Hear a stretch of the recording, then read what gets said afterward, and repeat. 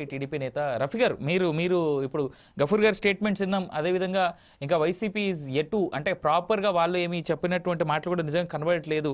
ఇక్కడ 1260 కోట్లు అప్పు తీసుకుంటే దాంట్లో కాంట్రాక్ట్లకు 900 కోట్ల బిల్లులు ఇంకా పెండింగ్ ఉన్నాయనేటువంటి మాట ఉంది. సో అట్లీస్ట్ మీరైనా రిలీజ్ చేసేందుకు ఆస్కారం ఉందా? అసలు నిజంగానే ఏపీ ఫైబర్ నెట్లో ఏం జరుగుతుంది, ఏం జరిగింది? నమస్కారం అండి. నమస్తే సార్. మీకు అలాగే ప్యానల్ ఉన్నటువంటి మిత్రులు పెద్దలకి అందరికి కూడా శుభ సాయంత్రం. ఇప్పుడు ఫైబర్ నెట్ సంబంధించి వైసీపీ వాళ్ళు ఏం చెప్పలేదంటే ఏం చెప్తారు చెప్పండి. ఇప్పుడు వాట్సాప్లో పంపిస్తే శాంతి అని ఒక ఆమె ఉంది కదా, వైజాగ్ లో మన విజయసాయి రెడ్డి గారి ఆత్మ ఆమె చెల్లెళ్ళు ఇద్దరికి జాబులు ఇచ్చేశారు. జాబులు ఇవ్వడమే కాకుండా ఈ ఫైబర్ నెట్ కి సంబంధించిన కేసు ఫైల్స్ అన్ని కూడా అందులో ఒక చెల్లి తీసుకుని వెళ్ళిపోయిందండి. ఓకే, దాదాపు మా ప్రభుత్వం హయాంలో 10 లక్షల కనెక్షన్లు పెట్టి ప్రతి ఊర్లో చాలా చౌకగా 150 రూపాయలకి ఇంటర్నెట్, టెలిఫోను, టీవీ ఈ 3 అందాల. అది దాదాపు మొత్తం గ్రామీణ ప్రాంతాల్లో, పట్టణ ప్రాంతాల్లో పేదలకి చౌకగా కమ్యూనికేషన్, విజ్ఞానం, వినోదం ఇవ్వాలనే ఉద్దేశంతో మేము ఆ సంస్థని ప్రారంభించాం. అంటే అన్నిట్లో జరిగినట్టు ఇప్పుడు ప్రతి డిపార్ట్మెంట్లో చివరికి అమ్మ ఒడిలో కూడా వైసీపీ కార్యకర్తల పేర్లు రాసి ప్రతి సంవత్సరం 13,000 రూపాయలు తీసుకున్నట్టు ఆధారాలతో పాటు ఆ సంస్థ చూపించింది. ఇది ఒకటిని కాదు, రెండని కాదు, మొత్తం సంస్థని చెరబట్టి ఈ రకంగా వైసీపీ సోషల్ మీడియాలో పనిచేసే వాళ్ళని, అలాగే ఇళ్లల్లో పనిచేసే వాళ్ళని, ఎమ్మెల్యేల ఇళ్లలో, మంత్రుల ఇళ్లలో పనిచేసే వాళ్ళని, డ్రైవర్లుగా పనిచేస్తున్న వాళ్ళందరినీ కూడా రకరకాల సంస్థలలో పెట్టి ఉద్యోగాలు ఇచ్చి వాళ్ళ నుంచి ఆ సంస్థకి ఎటువంటి ఉపయోగం లేకపోయినా లక్షల కోట్ల జీతాలు రాబట్టడం జరిగింది. మా ప్రభుత్వ హయాంలో 40 లక్షలు జీతాలు ఉండేవి. ఇది 10 లక్షల కనెక్షన్లు ఉండేవి, 40 లక్షల జీతాలు ఉండేవి. వీళ్ళు వచ్చిన తర్వాత 5 లక్షలకి కనెక్షన్లు పడిపోయినాయి. నెలకి 4 కోట్ల జీతాలకి వెళ్ళి మళ్ళీ దాని మీద అప్పులు 1200 కోట్లు. ఆ 1200 కోట్ల అప్పులు తెచ్చి ఏం చేశారో తెలియదు.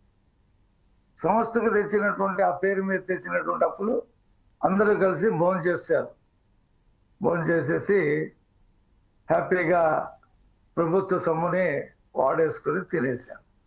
ఇప్పుడు ఒక్కొక్కళ్ళని అసలు ఆ ఉద్యోగాలు 60,000, 70,000, 80,000 కూడా ఉన్నాయి. సెలక్షన్ ఏం లేదు, నోటిఫికేషన్ లేదు, దానికి ఎంట్రన్స్ ఎగ్జామ్స్ లేవు. వాట్సాప్లో పంపిస్తారంట. అక్కడ ఉండే మసూదన్ రెడ్డి ఎండి, ఇంకో రెడ్డి గారు చైర్మన్ ఉండేవాడు, గౌతమ్ రెడ్డి గారు. ఇక అపాయింట్మెంట్ ఇవ్వటం, రోల్స్ లో రాసేయటం డైరెక్ట్ గా. ప్రతి నెల వాళ్ళ అకౌంట్కి డబ్బులు వెళ్ళిపోవడం.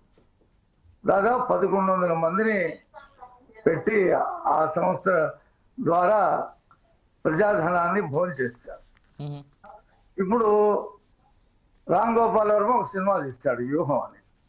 అది థియేటర్లో అసలు ఆళ్ళ ఎవరు కూడా అటువైపు వెళ్ళి చూడటానికి ఉచితంగా చూపిస్తామన్నా ఎవరు వెళ్ళ.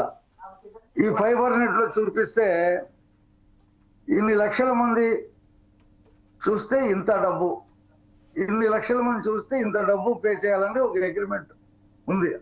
గతంలో కూడా కొన్ని సినిమాలు దాంట్లో వేశారు. ఈయనకి ఇచ్చినటువంటి పేమెంట్ 2 కోట్ల చిల్లర ఇవ్వాల్సి ఉంటే 1,15,00,000 చెల్లించారు.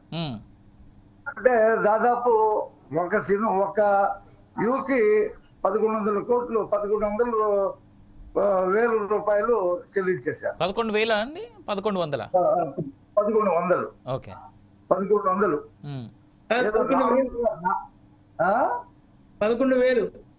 11,000 అదే 11,000 చెల్లించారు. 1000 చెల్లిస్తారుగా కోట్లు అవుతాయి. అవును, వాడే 100లో ఉన్నారు వాళ్ళు, ఏది చూసిన వాళ్ళు.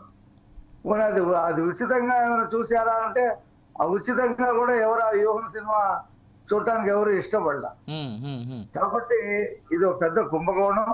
ఇది ఒకటే కాదు, అనేక డిపార్ట్మెంట్లు ఇప్పుడు మనం చూస్తా ఉన్నాం. ఈ INPR లో దాదాపు 47% యాడ్స్ అన్ని సాక్షి టీవీకి.